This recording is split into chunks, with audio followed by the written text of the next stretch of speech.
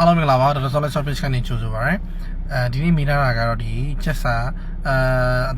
ချက်ပေါ့နော်ဆရာချက်ကဆာနေနေရဘယ်လိုလုပ်ရမလဲတဲ့ဆာနေနေရဘယ်လိုလုပ်ရမလဲဆိုတဲ့အခါကျတော့ဘယ်အသက်ရွယ်လဲပေါ့နော်ချက်ကဘယ်အသက်ရွယ်လဲအဓိကတော့ဆာနေနေရောဆာများအောင်လုပ်လို့ရမယ်အကောင်းဆုံးကတော့ဘယ်အသက်ရွယ်မှာဘယ်လောက်ဆာနေဆိုတာသိထားဖို့လိုတယ်ဒါမှသာလေဆာနေနေလားများနေလားပုံမှန်မဲလားဆိုတာသိဖို့လိုတယ်အရင်ဆုံးဒီ guideline စာရွက်လေးနောက်ကျကျွန်တော် share ပေးပါမယ်အဲ့ဒါလေးကိုတော့မဖြစ်မနေသိထားသင့်တယ်ဆိုတဲ့အခါကျတော့သူက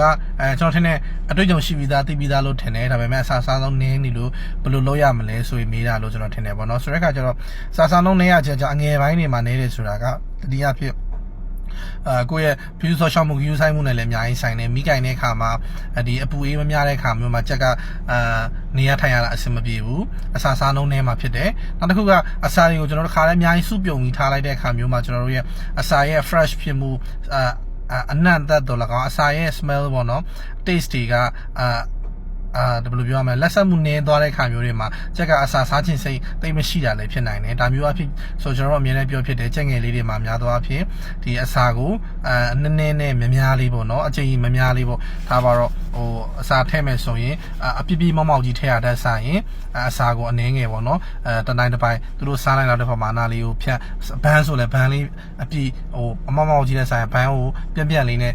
ထားပေးမယ်ပြီးရင်အခောက်ရည်များ9ချိန်လား6ချိန်လား9ချိန်လားဒါမျိုးပေါ့နော်တရက်မှာအဲ့လိုပုံစံမျိုးငယ်တဲ့ချိန်လေးမှာအဲ့လိုကျွေးမယ်ဆိုရင်အစာရဲ့လက်ဆက်မှုအစာရဲ့အရသာအဖြစ်လဲကျွန်တော်တို့ချက်ကအစာစားခြင်းစိတ်ဖြစ်ပြီးတော့ပို့ပြီးစားမှဖြစ်တယ်ဆိုတော့ကျွန်တော်အစာစားလုံးနေတာလဲဒီနေ့ပဲနောက်တစ်ခုနေနေရလဲအစာရဲ့ quality ကိုလည်းကျွန်တော်စစ်ဆေးဖို့လိုတယ်ပေါ့နော်ဒိတ်လွန်နေလားအနက်သက်ကမရှိတော့ဘူးလားဒါမျိုးလဲဆိုင်နေနောက်တစ်ခုရေတောက်နှုံးနေပေါ့ရေတောက်နှုံးနေတဲ့ဆိုရင်လဲကျွန်တော်တို့အစာစားနှုံးကလည်းနည်းနိုင်နေပေါ့နော်ဆိုတဲ့အခါကျတော့ရေရဲ့အရည်သွေးရေကိုလည်းကိုစမ်းတောက်ကြည့်ဖို့လိုတယ်ရေရဲ့အရည်သွေးကိုလည်းစမ်းသပ်ကြည့်ဖို့လိုပါတယ်ဒါကြောင့်မလို့ဒီအစာနဲ့ရေကိုကျွန်တော်ပြန်လဲစစ်ဆေးဖို့လိုတယ်နောက်ပြီးကိုယ့်ရဲ့ view ဆော့ရှောက်မှုကိုယူဆိုင်ဖို့လိုတယ်ဒါတွေမှလုပ်ပြီးသားတဲ့ခါမှာအစာစားနှုံးကနေနေသေးတယ်ဆိုရင်တခြားဘာလို့အချက်ရှိတယ်ချက်ကကျန်းမာရေးမကောင်းလို့လားဒါမှမဟုတ်ဒီအားနေနေလို့လားဒါမျိုးဆိုကျွန်တော်တို့လိုအပ်တဲ့ကုသဆေးတွေတိုက်ဖို့လိုတယ်နောက်ဒီ